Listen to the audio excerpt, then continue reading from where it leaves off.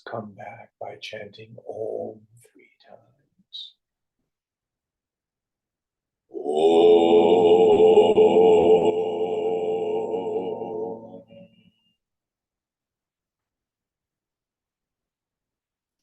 Om.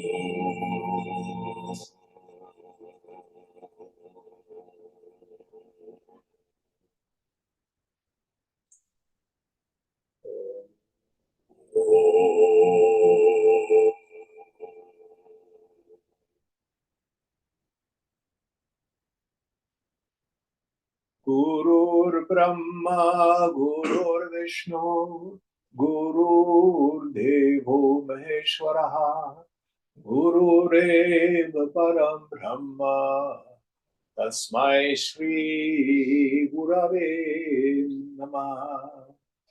Chinmayam Vyapyat Sarvam, Trilokyam Sacharacharam, Tatpadam Darshitam Yena, Tasmai Shri Gurave Namaha. Tvameva Mata Cha Pita Tvameva Bandhuscha Sakha Tvameva Vidyadaravitam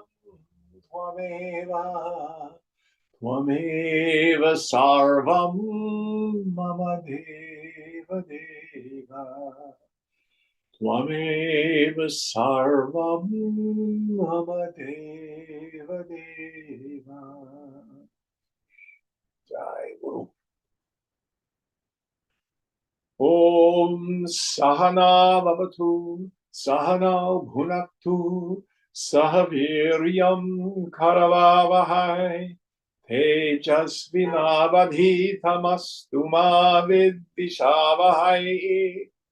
Om Shanti, Shanti, Shanti. So the first chant are 3 verses of the Guru Stotra, which I do respect, salutations to my Guru, Swami Chinmayananda. And then the second is one of the Shanti mantras, which is associated with this particular Upanishad. So I am legally blind. I can no longer read. So we are very fortunate to have Amini, who will be doing our chanting for us. So we've completed the first 4 mantras. So we are now on mantra 5. Will you help us out, please, Amini? Sure.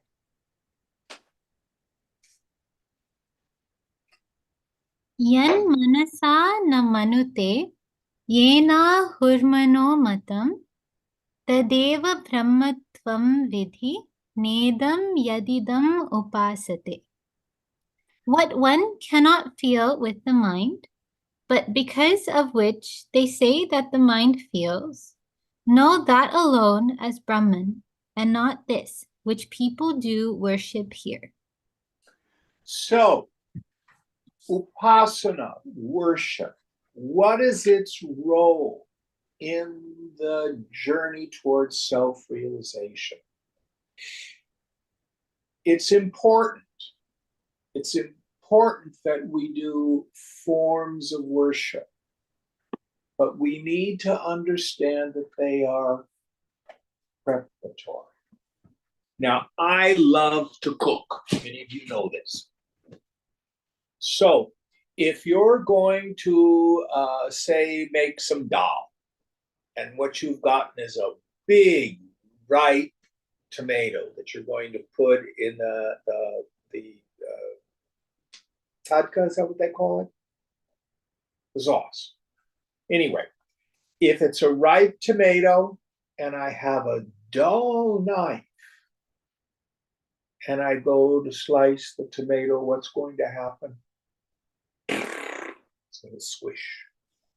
So I have a preparatory practice. I have to sharpen the knife. But sharpening the knife will not slice the tomato. it's a preparatory practice. So what does upasana do? The worshiping of the deity, the Ishta Devata. It doesn't matter who it is. It can be Krishna, it can be Ram, it can be Shiva, it can be Ayappa, it could be Jesus, it can be Allah. These are all just external images of the divine. But what does worship do? It opens our heart, it teaches us to love, and it quietens the mind. It helps us bring up and purge all those unconscious vasanas, our tendencies. When the mind becomes pure enough, and a pure mind is not one with good thoughts as opposed to bad thoughts. It means fewer thoughts. A sattvic mind. Then the mind is ready for the next practice. So here the mantra starts out. It is what is the awareness of the mind itself. What is a mind? It's a very good question. Swamiji used to talk about what he called spiritual algebra. Vishnu, what grade are you in? 7th. So have you studied any algebra yet? Yeah. Okay, so you can help us out here. This is for Vishnu. So you have to watch. I'm going to write the equation this way. Mind, with a big M, equals A, awareness, plus, we're going to say TF, thought flow. We could say V for vritti. We could say F for feeling. Doesn't matter what we put there. We'll spew TF for now, thought flow. Mind is the awareness of the flow of thoughts. M equals A plus TF. You understand the equation? Yeah. Now, Vishnu, you got to help us out here. So if I take the TF and I move it to the other side of the equal sign, what do I have to do?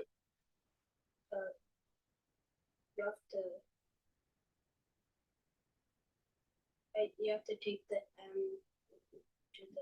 You have to make it negative. Remember that? Oh yeah. So mind minus FTF, the flow of thought, equals pure awareness. Your mind is not aware. You do not have awareness. I have a nose. I have an elbow. I have thoughts. I have feelings. I do not have awareness. If I had awareness as an object of cognition, who would be seeing it? Me. Well, am I aware of awareness like an object? No. I am awareness. Mind is the awareness, how do I make an A backwards like that, of the flow of thoughts or feelings or interior experience. So here in the first part of the mantra, a rishi is saying it isn't anything that is perceived by the mind. Meaning, it's not a feeling, it's not an idea, it's not a mantra in the Vedas, and it's not a form of God.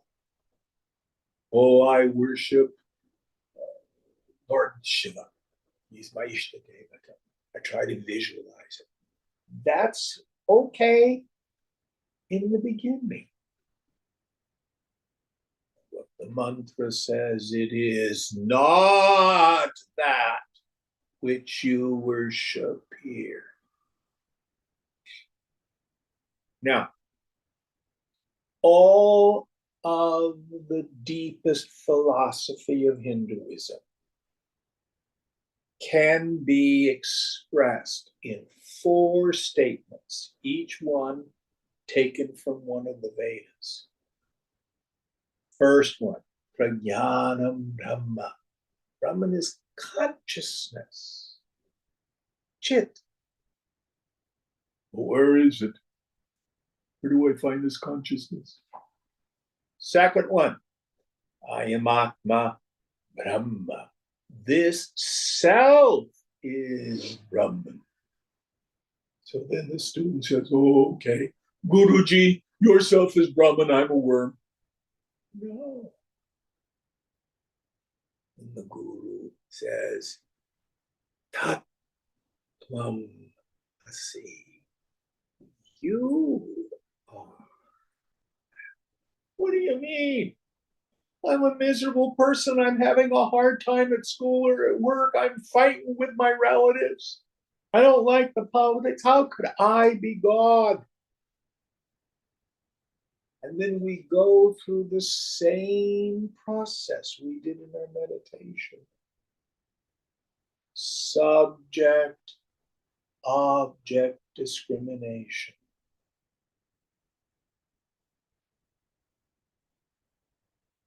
I am not the body. I am not the prana. I am not the feelings. I am not the thoughts. Not even the ego sense. I'm not the darkness of deep sleep. What am I? Pure witnessing consciousness.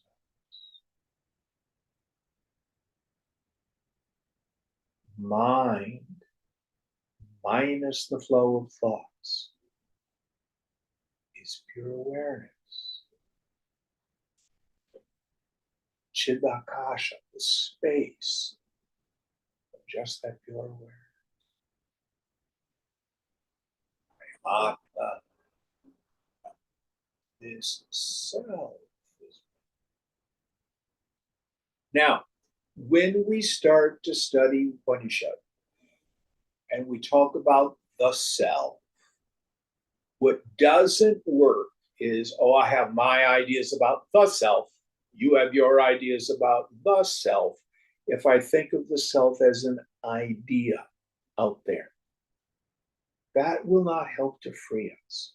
We have to start with our direct experience.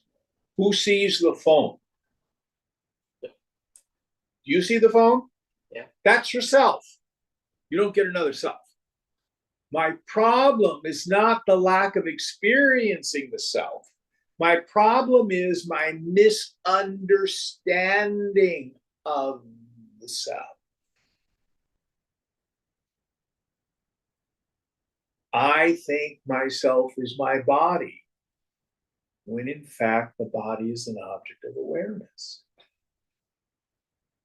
It's like the fellow who walks around carrying a large clay pot. Why are you carrying a large clay pot? Well, that's who I am. I'm a clay pot. No, you're the person carrying the clay pot. Don't bother me. Shut up. I'm a clay pot. That's what we do in spiritual ignorance. Can you see the bowl on the table? You're not a bowl.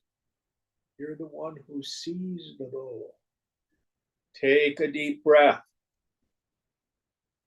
Don't you know the breath in the body? You are not the body. Whatever you're feeling, you are not your feeling. Whatever you're thinking, you are not your thoughts. Well, then who am I? I am that witnessing consciousness, pure awareness. Mind equals awareness of the flow of thoughts. Mind minus thought flow equals pure awareness. That's who I am. That's what I am. Thanks for helping us out, Vishnu. I loved algebra when I was your age. Now I've forgotten it all. And we didn't have as many numbers in those days. Now there's more numbers that kids have to learn. All right. Any questions about the deeper meaning of this mantra? There's an interesting analogy in the commentary. Please. It says, a bulb has no light of its own, but it becomes incandescent when it's energized by the current. Thus, the current is that which makes the filament in the bulb glow, but at the same time, the illumination in the bulb is not itself the current. Yes. We can take that even more expansive. So, lamp has a bulb. Fan has movement. Stereo can sing. But the bulb can only light up, the fan can only move, the stereo can only sing with the contactless contact of the electricity.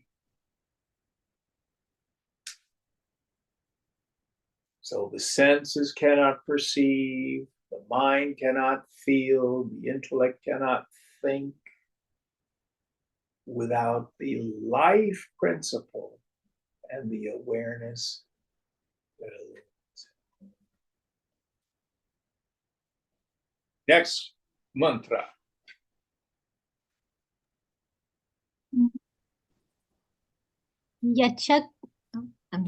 यचक्षुषा न पश्यति येन चक्षुंषि पश्यति तदेव ब्रह्मत्वं विद्धि नेदं यदिदमुपासते.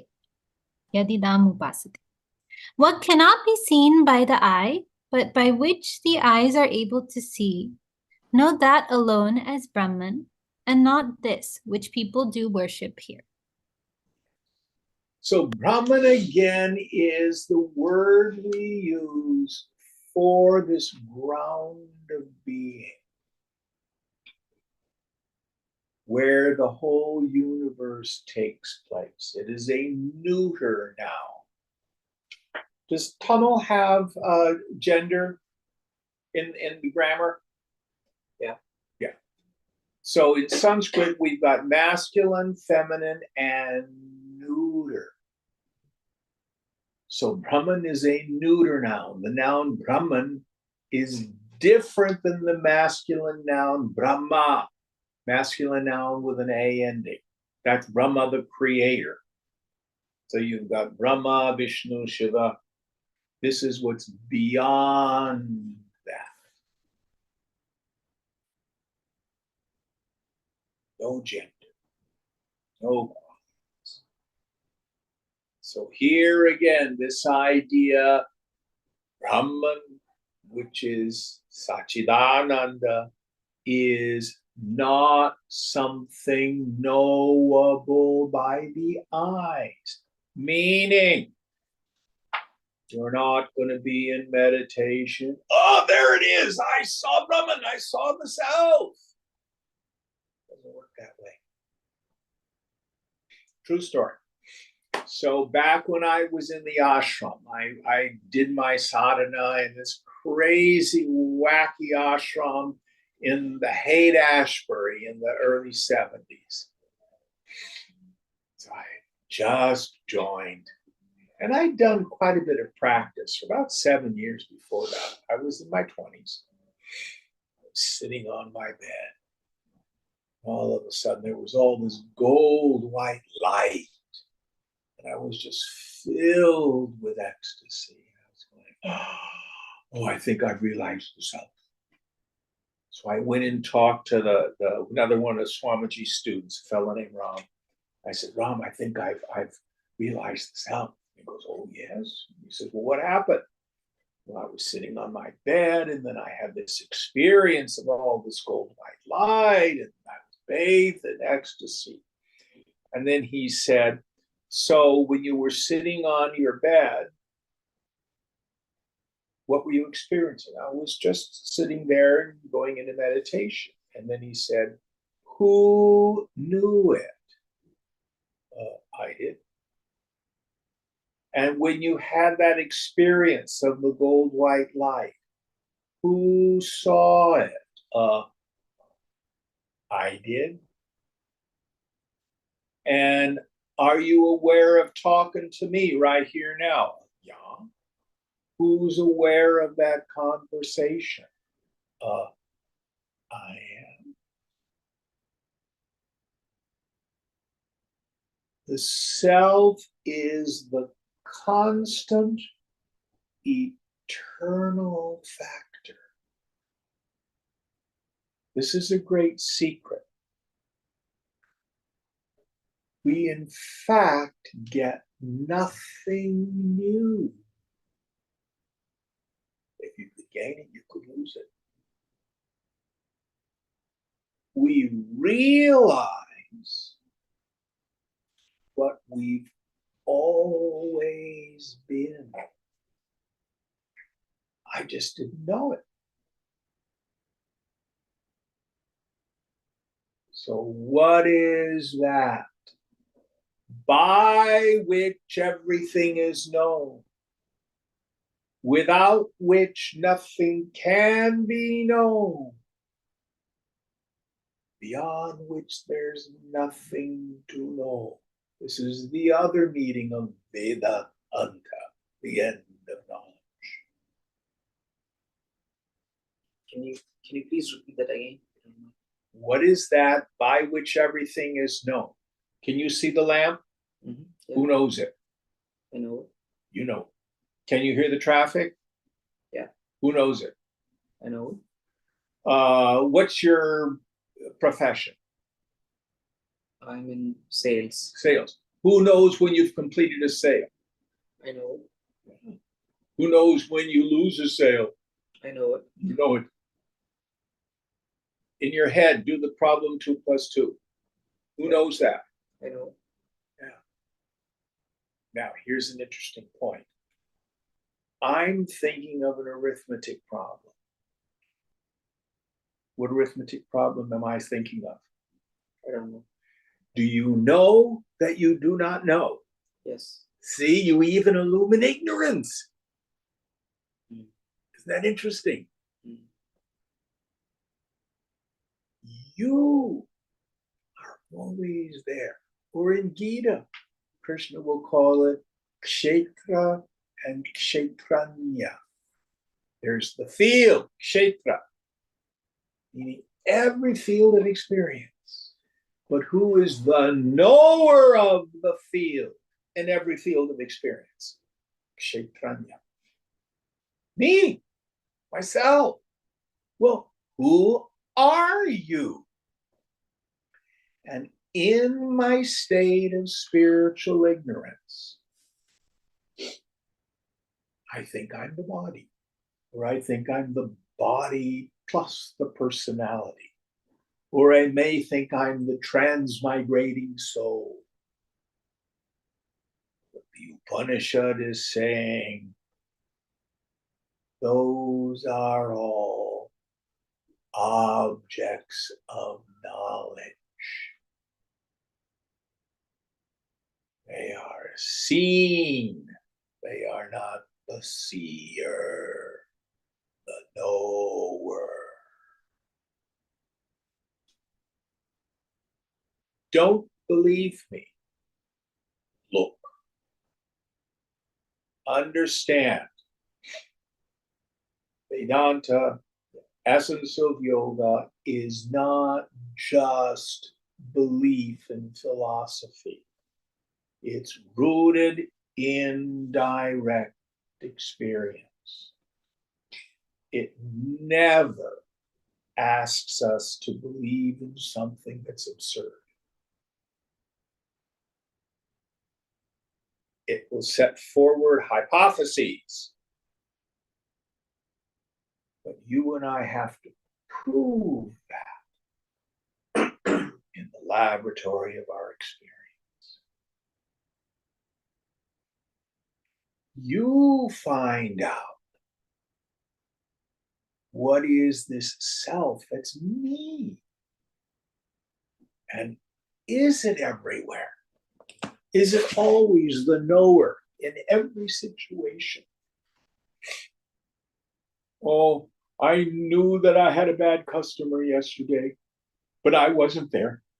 And how did you know it? Oh, I guess I was there. And then the question is, it is the body that goes through its aches and pains and its wonderful sensations. It is the mind that has its joy and sorrow.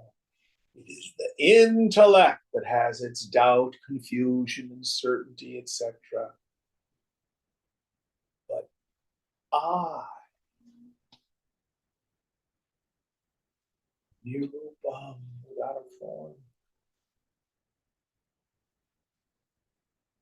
beyond all the knowable, yet always present.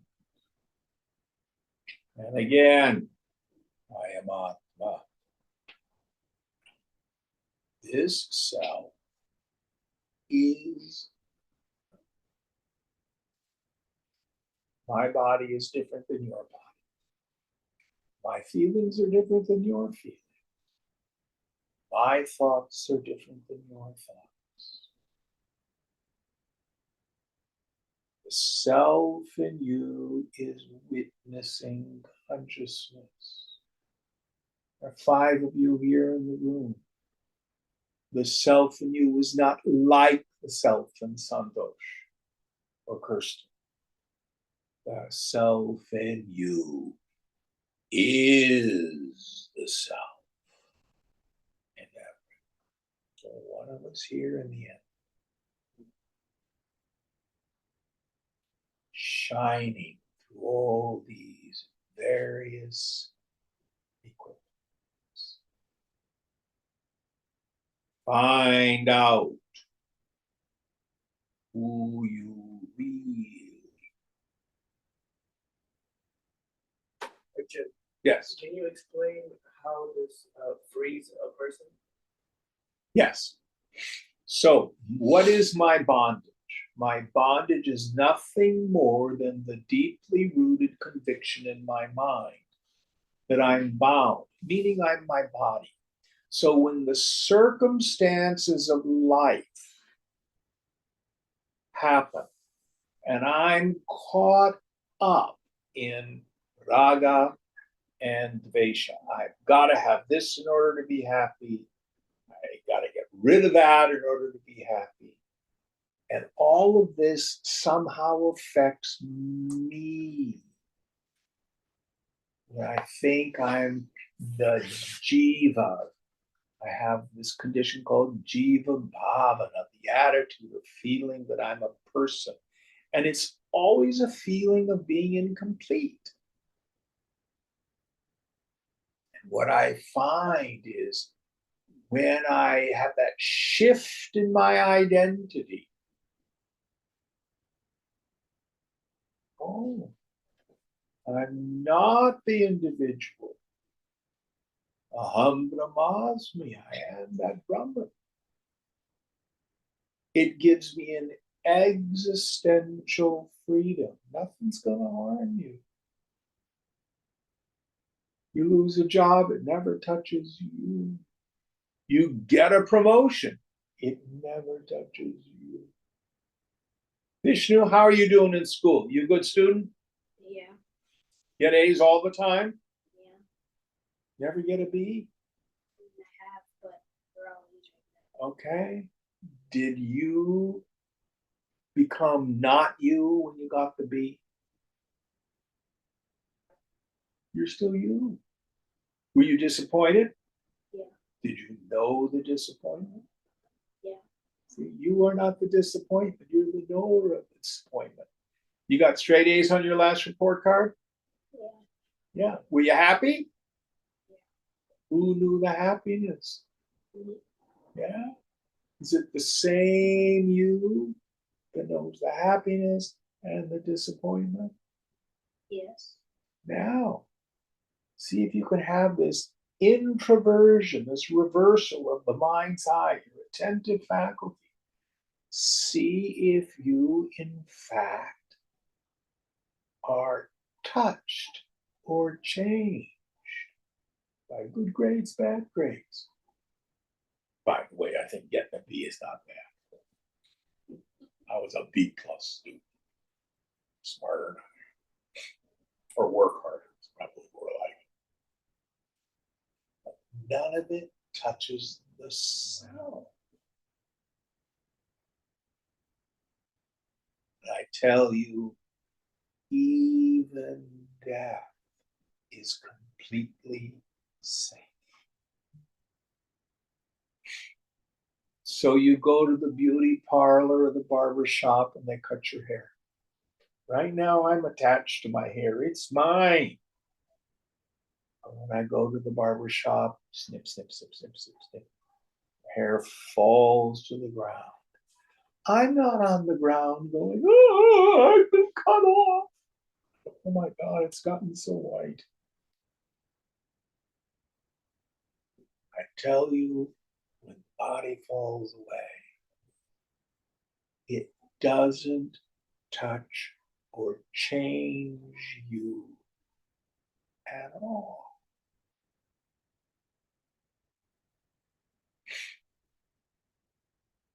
You're how old again, Vishnu? 13. 13. Do you have any photos of yourself that say 6 or 7? Maybe a family photo album? Yeah. Where did that body go? Hmm?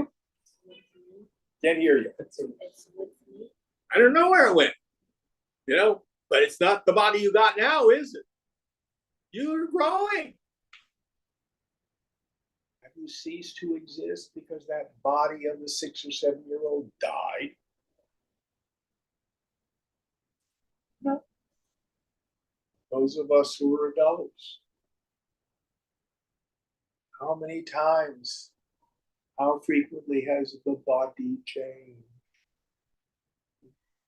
But if you sit still so nothing hurts, you don't feel any differently than you did when you were young. I'm still me. But what is essentially you? Now, I was talking with a fellow last night, and he's struggling with regret. He went through a period that was pretty dark. He got involved with drugs. And he lost his career, and he lost his house, and he lost his marriage. He's doing pretty well now. He's been off drugs like 5, 6 years. He's not a kid. And he says, oh, I just regret, I regret. But even with all those tragedies, he is still just witnessing consciousness. But he thinks he's his narrative. He thinks he's his story. When he meets someone, he's ashamed. I had all these things happen to me. He doesn't want people to know that. I regret it. But you are not all these stories.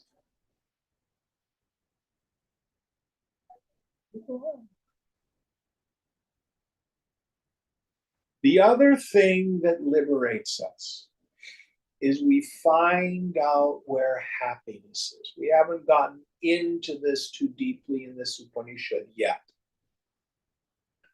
Yoga says that your self-nature is the source of your happiness, not the phenomenal world. So the way we go at this, and I'm just answering Santosha's question here, what does it feel like to want something you don't have? Well, let's put physical pain on the side for now. We're talking just about the mental stuff.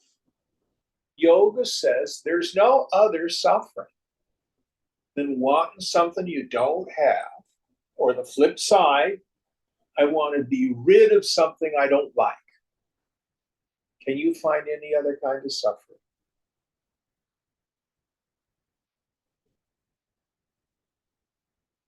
And yoga says, well, guess what? It's the wanting itself that is so painful. And the more I want it, the further away the object of desire is, the more painful it is. Now, when desire and object of desire become one, I get what I want. Guess what happens? The suffering goes away. The wanting goes away. The word in Sanskrit is kama, usually translated as desire. I don't think that's strong enough. I think craving is a better translation. Spriha. Vansha, wanting.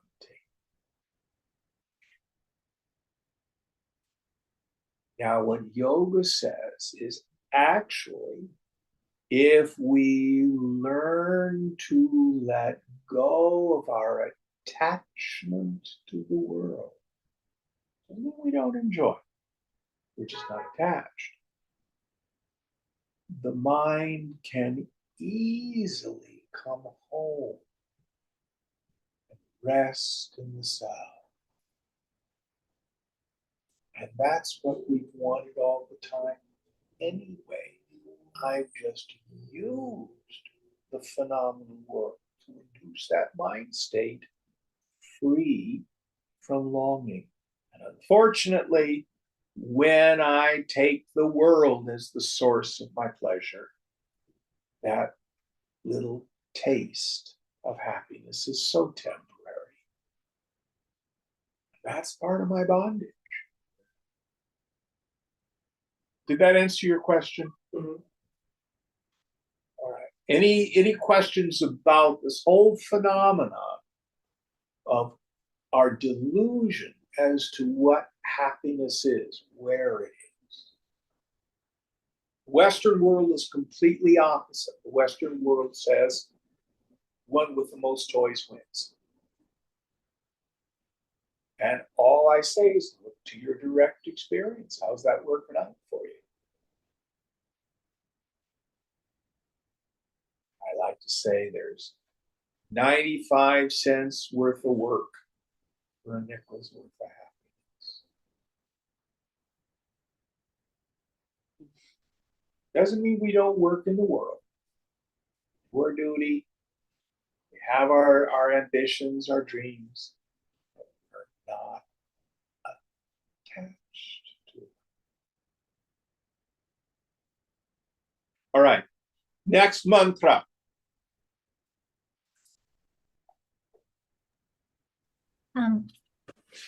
यच्चोत्रेण न शृणोति येन श्रोत्रमिदं श्रुतं तदेव ब्रह्मत्वं विद्धि नेदं यदिदम् उपासते. What cannot be heard by the ear, but by which the ears are able to hear, know that alone as Brahman, and not this, which people here do worship. Yes. So what is the ear behind the ear? Same idea. He's going to go through all of the five senses and the mind and the intellect.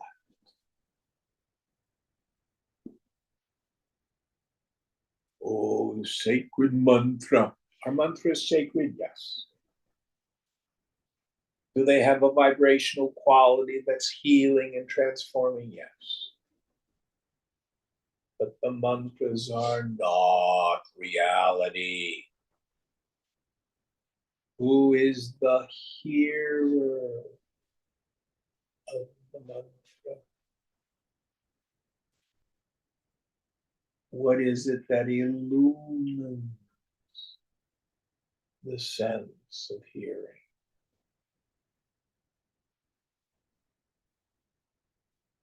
Koham. Who am I?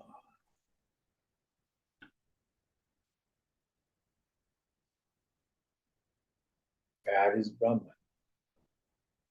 That is the self. It's not the God you worship here in the temple or the puja you do in front of your mandir.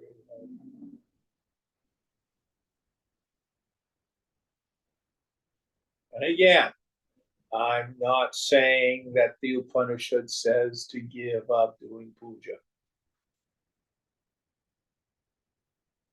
What I'm saying is understand that it has a place. It is preparatory. Its function is to purify the head and the heart so that the mind is subtle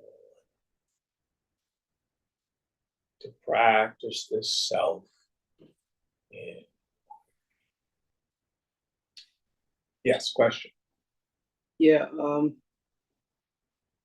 This is one way I try to explain the pujas or the rituals or the daily duties, karma that we do. It's like tilling a land, right? And make it like conducive. And then once you put something after that, then it starts to grow. Like it's a very akin good to image. akin to sharpening the knife, right? Yes, That's how I try to understand. Is that perfectly good. But it's not the end. That's the thing that the Upanishad is saying. You will never gain liberation by doing puja. Yeah. But you may not gain liberation without the puja. Because it's preparatory. Mm-hmm. Does that make sense? Yeah. So the Upanishad is not discounting ritual. And puja can have other means. For example, many people who are Brahmins, they believe, and I can't say they're wrong, that the Brahmins doing puja is what helps keep the whole world running. Maybe it's true, maybe it's not true. It's way above my pay grade.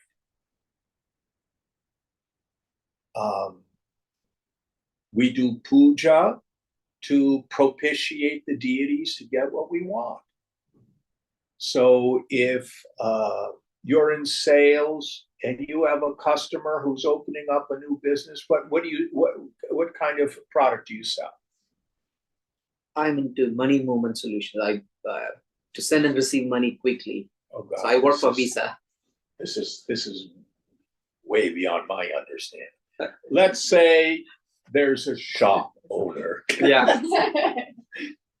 And he's selling stuff. Mm-hmm. A little simpler for me. Yeah. And he happens to be an Indian, well, Hindu. So he installs a murti of Lakshmi in the shop. You probably have friends who do this. Yeah. And when he opens the shop, he hires the pujari. And what's the pujari come and do? Lakshmi puja. Why? To propitiate the deity so the business is successful. Mm-hmm. We do puja for all sorts of reasons. That's the lowest reason for doing puja. Mm-hmm. To do puja to purify your head and heart. It's a higher level.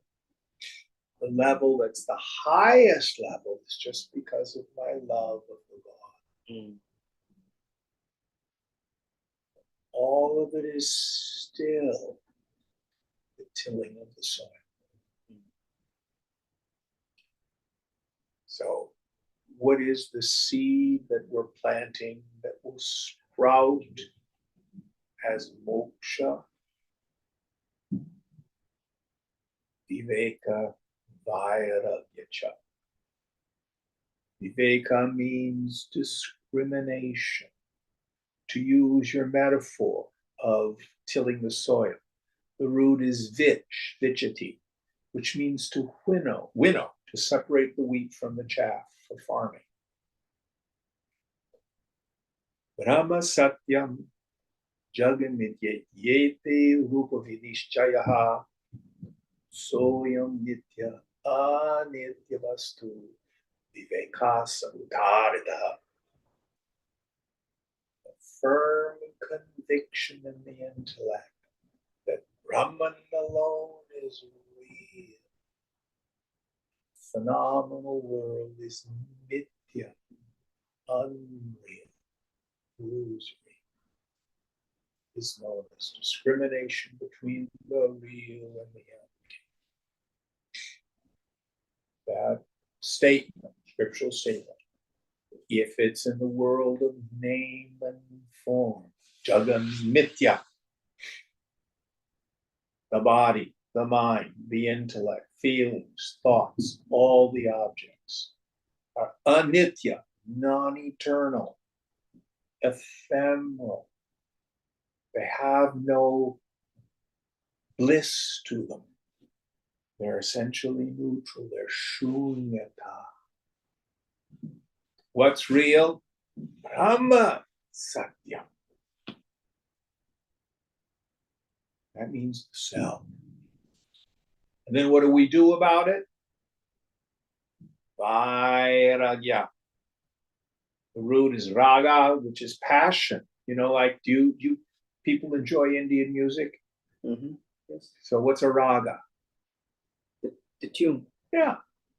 It also means passion.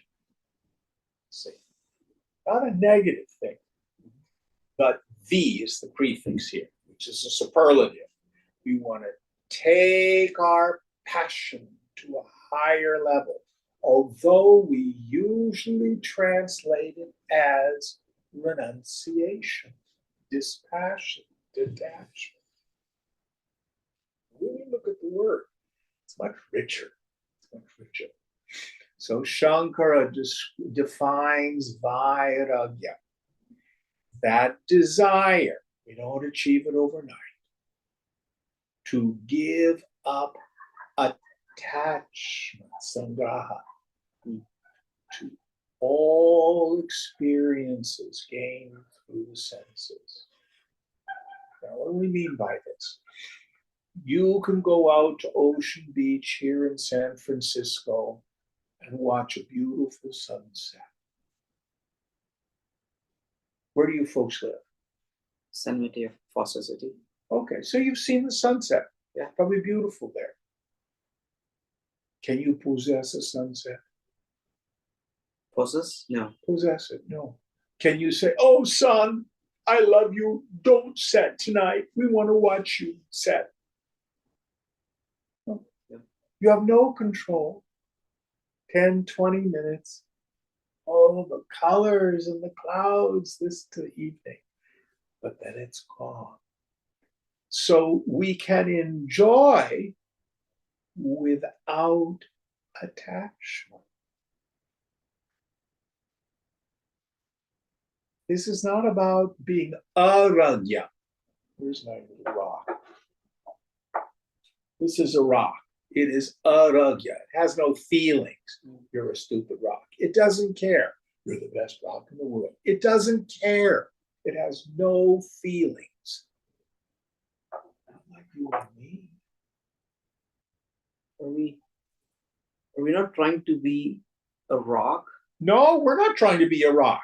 You're trying to be a liberated personality.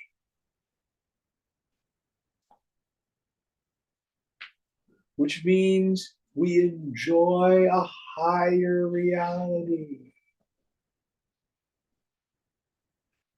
There's a very, very famous image of Hanuman embracing Lord Ram. Have you ever seen a painting of that? Mhm. Hanuman's the mind. He's so powerful, he can carry mountains, go hither and thither like that. That's the mind. Where does the mind find peace? Where does it find satisfaction?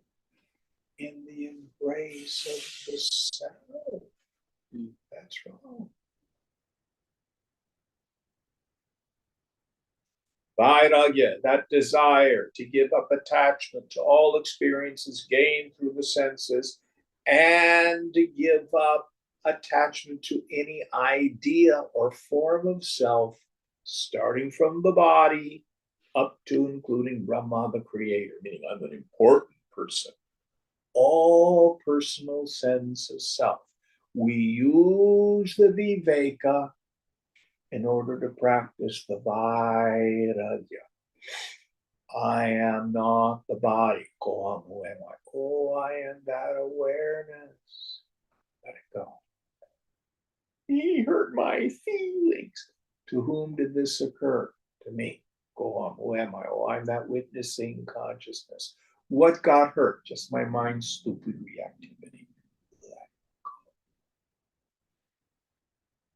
Ego always says resolve the struggle.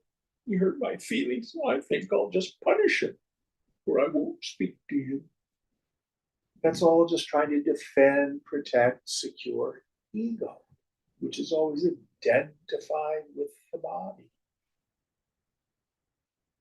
What the Upanishad is saying is get out. Step back. Live in Sakshi Bhava. Live in the attitude, the feeling, I'm always the witness. Witnessing consciousness. I'm not making this up. This is exactly what the Upanishad says. That's what all the great masters say. What my teacher said so far, it's also my experience. It works. Works. I have one more question. Please. So if the self, which is pure, right? Mind minus absence of thoughts equal to awareness, right? You said. And if you remove all these attachments, the pure thought, the pure self is same in everybody, right? Yes. And you also mentioned that there are not many selves, just one, and Yes. that's Brahman. Is that right? That's correct. No, I'm just trying to kind of understand that again. So that means that there's only one Brahman that's in every one of us. Yes. Yes. But how can that be a direct experience to someone? Don't worry about it right now. If as far as you get is I'm an individual that has no qualities, that's fine. What holds the sense of individuality into place is this spiritual ignorance, the vasanas. Don't worry about that. That's a much deeper teaching to get into how we exhaust vasana. But it's like this. I use the metaphor, if I had a piece of paper, butcher paper, let's say, with 6 holes in it, and the room was dark, and there was a light behind the paper, you would see 6 lights. So the question is there 6 little pen lights or 1 flashlight? We don't know. So this pen, that hole goes, I'm a flashlight. So what Vedanta is saying is they're not a bunch of individual purushas. That's Sankhya philosophy. individual Purusha that gets all tangled up in Prakriti. Mhm. Vedanta says, no, the self in me is the self in you. Mm. Brahman, which is the ground of being of the whole creation. I am Atma, Brahman. So we start with that, Santosh, as a hypothesis. Even though that may not be our direct experience. In our sadhana, we may get to the point, well, I can see that I'm the witness, but I still feel like I'm an individual witness. Is that making sense? Mhm. How do I get beyond that? That means ignorance is still grabbing, clutching at the mind. How do I remove the ignorance? That's the whole science of vasana exhaustion. It's the vasanas that still hold that in place. Do you folks know what vasanas are? Vasanas are the impressions left in the unconscious as the result of previously performed egoistic actions, actions of I-ness and minus. And the vairagya that we talked about is our basic tool for letting go of those attachments caused by the vasanas, which are from previous actions. It's all very scientific. It's one of the great gift of India to the world is the systematized technology of mystical experience. This same truth can be found in most deep religious spiritual traditions, but nobody has articulated a technology. Idiot in, Jnani out. Just do what the rishis suggest. See what happens. And one of the things Krishna says in Gita, which I love, even a little of this knowledge frees us from great fear. If whether I see that I'm the self or not, if I just start practicing a bit of detachment. Do you manage people at all? I do. You do? Okay. So you know what it's like when you have an employee who's all reactive and they're frightened or they're angry and maybe they're blaming it on you and stuff like that. If you're a manager and a good manager, you've got to learn to be able to emotionally step back and support these people, help them solve their problems, do better at their work. But you can't personalize all that stuff, can you? That's right, I can't. Yeah. Every good manager intuitively learns a bit of vairagya. Even a little of this knowledge frees us from great fear. This dude I was talking to on the phone last night, a total mess. He's a manager. And in the team meeting, one of his reports just turned and read in the riot act. The guy's practically in tears. Yeah, I feel betrayed. He was disloyal and he did it all in front of people. And of course, should I quit my job? Should I fire the person? You know, all attachment to ego. What he did not see is, oh, this person is reacting and personalizing his problems. He's just aiming it at me.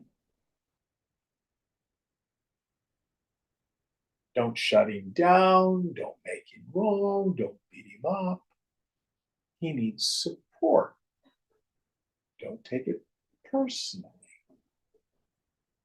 I'm sure this is stuff that you've learned if you haven't been taught, right? Yeah, that's right. It's vairagya. Mm. Now apply it to the whole rest of your life. Mm. To wife and kids. really hard. This stuff you and I have been working on. Are you doing better? Yeah. With not getting enmeshed with your family? It's hard. It's hard. No one said that it's easy. It's simple, not easy. And that's why Shankara says the desire to give it up. He understands. We don't do this overnight. Last Is there a time you asked question? me if I, a person in general, would they care about someone, or if I cared about whatever happens in some Chinese guy's family that's halfway around the world. And I said no, and you asked me why. I said because I'm not identified with that family. Yeah. But if that family was in my house every single day fighting all the time, then maybe it would affect, because it's in my direct awareness, right? But you are not in your family every single day anymore. You grew up with that. Well, I'm just saying, like, if But listen to what I'm saying. Right now, the attachment's in you. It has nothing to do with what's going on in the family. You are not living with your family. You're carrying all that programming from childhood. I like to say, do you know why our family pushes our buttons? Because they installed them. Are you understanding what I'm saying, Santosh? Yeah. You're living here in Oakland, but you're letting them live rent-free in your head. That's your problem, not theirs. Same thing if you take it home from work. Yeah. You know, you got a problem there when you're having conversations with people who aren't in the room. You ever do that? You're at home, you're in the shower, and you know what I'm talking about?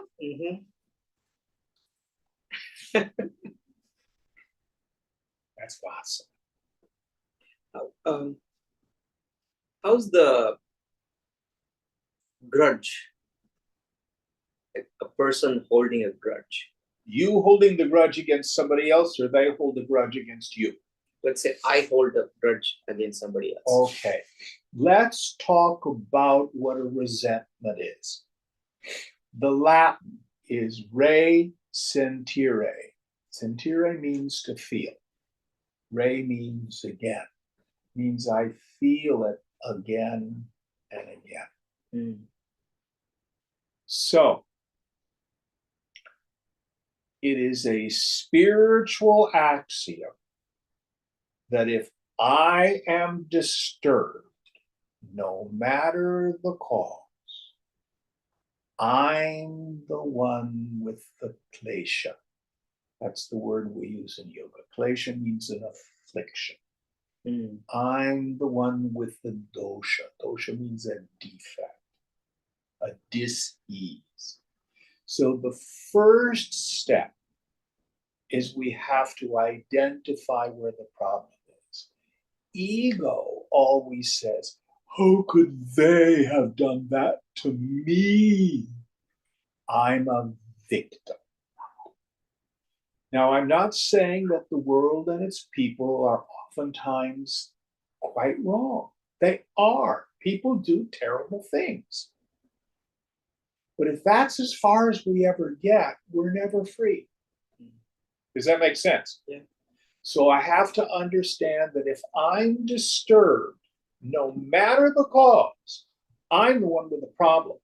Once I can identify that I have the problem, I'm holding on to a resentment, then I can begin to do something about it. So, what is the cause of the resentment? Usually it's hurt or anger. What's the spiritual definition of anger? Do you remember, you guys? thwarted desire, unmet expectation. I didn't get what I wanted. That's why I'm angry. Why am I hurt? Because I am identified with some idea of self. So what I need to do is look for what's my part in this? Where have I been identified or attached? Where do I have an unmet expectation? Where did I not get what I want? That's stuff I can work on. Does that make sense? Mhm. And, it's embarrassing because ego doesn't want to admit I'm the one with the problem.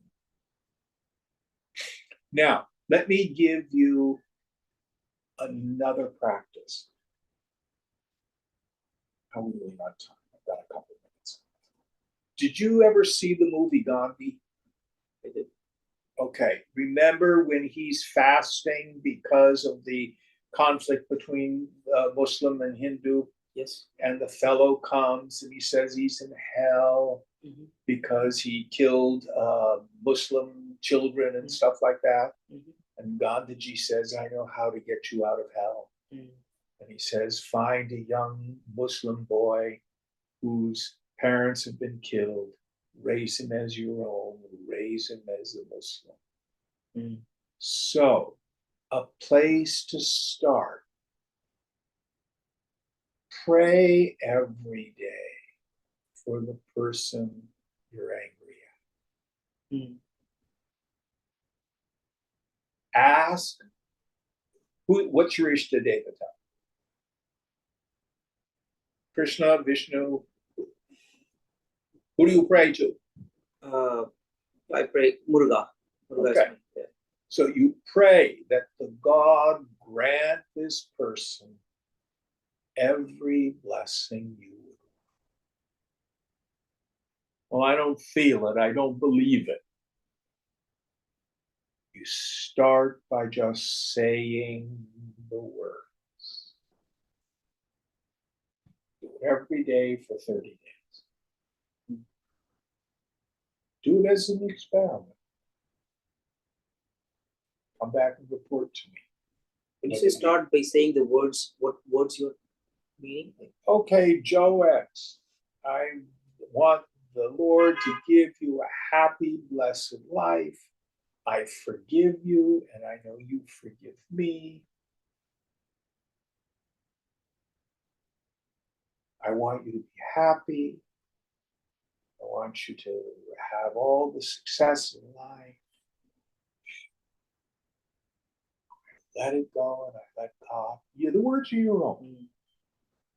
But the idea is you ask God to help you, show them tolerance, patience, understanding, forgiveness, even if you don't feel it in the beginning. Got it. Got it. Do you know what a sankalpa is? Promise, Means an intention. intention. Wish, will, thought, intention, promise can be in there. The whole world comes about sankalpena, by means of sankalpa. Mm. And you and I as individuals, to some degree, reenact that creative principle. So a prayer like this is a sankalpa. Mm. Now, the opposite, that rotten son of a so-and-so, how could he have done this to me? That's a sankalpa too. Mm. It only perpetuates my misery. Mm. Very good question. We need to stop. All right. What mantra are we on for next week? Oh, sorry, Jim, I was on mute. We're on mantra 8, and that's the last mantra for the first part. All right. And then we'll dive into the second part. We'll end here. Om Purnamada Purnamidam Purnat Purnamudachyate Purnasya Purnamadaya Purnameva Vashishyate. Om Shanti Shanti Shanti. Hari Om. Sri Guru Pyo Namaha. Hari Om.